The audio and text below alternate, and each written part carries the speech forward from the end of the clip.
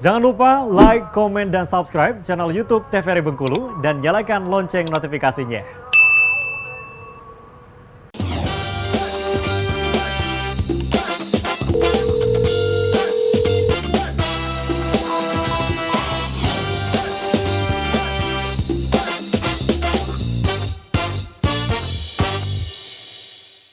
Halo sahabat sehat, selamat pagi, apa kabar Anda? Semoga selalu dalam keadaan sehat dan tetap semangat ya. Senang sekali pemirsa, hari ini saya Julia Hartanti kembali menjumpai Anda dalam program kesayangan kita nih, program yang berisikan berbagai informasi, edukasi, dan juga inspirasi seputar dunia kesehatan. Apalagi kalau bukan Dokter Kito, bersama kita sehat. Nah pemirsa, pada kesempatan kali ini Dokter Kito hadir dan membahas tema diabetes mellitus. Nah pemirsa, berdasarkan data dari International Diabetes Foundation bahwa Indonesia ini menempati peringkat keempat sebagai kasus terbanyak diabetes di dunia.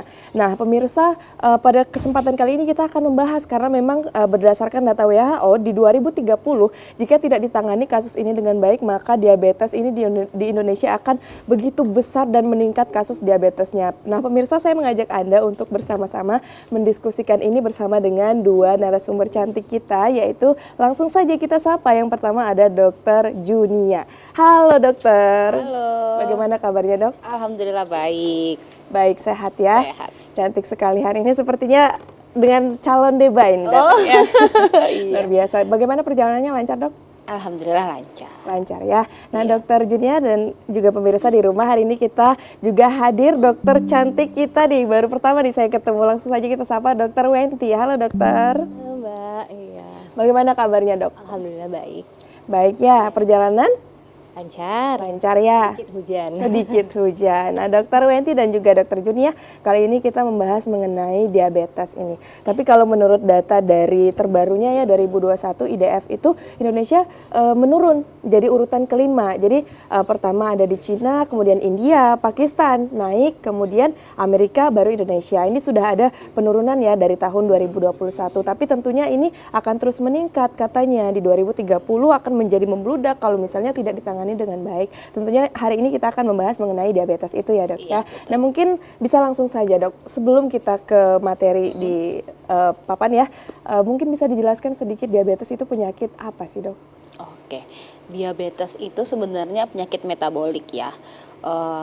Ada banyak jenisnya, tapi sebagian besar itu dipengaruhi oleh pola gaya hidup dan sebagian juga dipengaruhi oleh keturunan.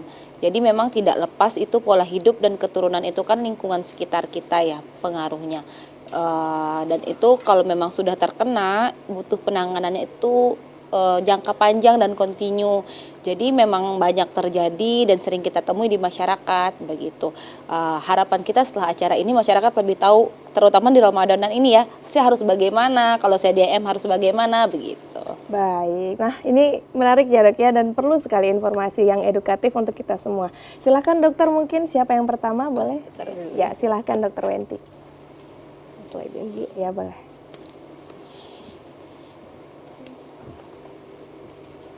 Mungkin boleh slide yang pertama.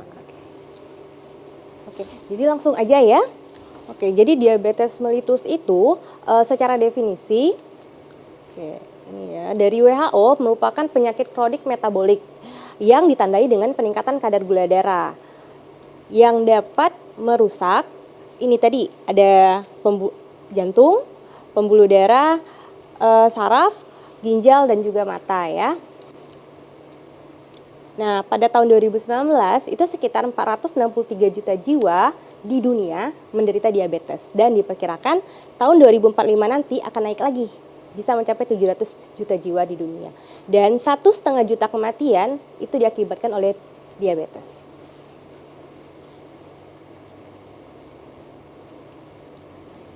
Oke, itu. Sebetulnya kadar gula darah itu sendiri di dalam tubuh tuh fungsinya apa sih dok? Oh, nanti saya jelaskan. Oh baik. Ya. Oke. Jadi sebenarnya pada umumnya regulasi gula atau glukosa dalam tubuh kita itu diatur oleh dua hormon ya. Yang pertama ada insulin dan glukagon. Yang dua-duanya ini dihasilkan oleh si pankreas. Jadi kan kita punya pankreas nih, pankreas itu menghasilkan hormon tadi. Nah, hormon insulin ini bedanya dia dihasilkan oleh sel beta pankreas, sedangkan glukagon oleh sel alfa pankreas. Kalau di slide bisa dilihat ya. Nah, kemudian apa fungsinya nih ya? Jadi kedua hormon ini sifatnya kontraregulator, yang satu menaikkan, yang satu menurunkan. Jadi si insulin ini tugasnya menurunkan kadar gula darah, maka sebaliknya si glukagon ini meningkatkan kadar gula darah. Nah, pada penderita diabetes ini kan glukosa nih. Kita ibaratkan ini glukosa ya. Nah, glukosa yang dalam pembuluh darah ini mengalami gagal transport. Gagal transport dari pembuluh darah masuk ke sel. Nih, ketika glukosa tidak bisa masuk ke sel, maka sel ini akan kekurangan glukosa. Fungsi glukosa itu adalah menghasilkan energi, maka otomatis tubuh kita kekurangan energi. Nah, kemudian kadar glukosa yang meningkat di dalam pembuluh darah inilah yang kita sebut dengan diabetes mellitus. Baik. Lalu, diabetes mellitus itu pada umumnya ada 2 tipe ya. Yang pertama dan kedua. Cuman yang pertama ini sekitar 10%. Dan sisanya 90%-nya adalah diabetes tipe 2. Nah, apa yang dimaksud dengan diabetes tipe 1? Yaitu sel beta pankreas tadi yang harusnya menghasilkan insulin, dia gagal memproduksi insulin yang cukup. Nah, sehingga diabetes tipe 1 ini juga dikenal sebagai diabetes juvenile. Karena kerusakan sel betanya terjadi pada awal kehidupan. Nah, dari anak-anak nih. Dan 90% kejadiannya, kerusakan itu terjadi sebelum adanya gejala. Jadi belum ada gejala, dia udah rusak dulu. Nah, kalau kita lihat lagi, Berarti memang ya untuk yang tipe 1 ini bahkan belum ada gejalanya dia sudah merusak di dalam ya, Dok ya? Karena dia dari genetik, biasanya kelainan genetik. Baik. Mungkin bisa dibantu slide berikutnya.